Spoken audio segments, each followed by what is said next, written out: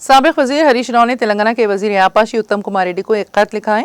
انہوں نے Godavari بنکا چیرلا link project کی ابتدائی رپورٹ کی مرکزی حکومت کی منظوری کی مخالفت کرنے پر انہیں مبارکباد دی۔ انہوں نے کہا کہ آندھرا پردیش ریاستی تقسیم ایکٹ 2014 کے مطابق جب کوئی نیا پروجیکٹ شروع کیا جاتا ہے تو گوداوری کرشنا بورڈز کی اجازت اور پھر ایپیکس کونسل کی اجازت حاصل کرنی ہوگی۔ انہوں نے کہا ہے کہ آندھرا پردیش حکومت ایک طرفہ طور پر تقسیم ایکٹ کی خلاف ورزی کر رہی ہے اور تلنگانہ یا بورڈ کو بتائے بغیر پروجیکٹ کی تعمیر کو آگے بڑھا رہی ہے۔ معلوم ہوا ہے کہ اس منصوبے کے لیے جلد ہی ٹینڈر طلب کیے جائیں گے۔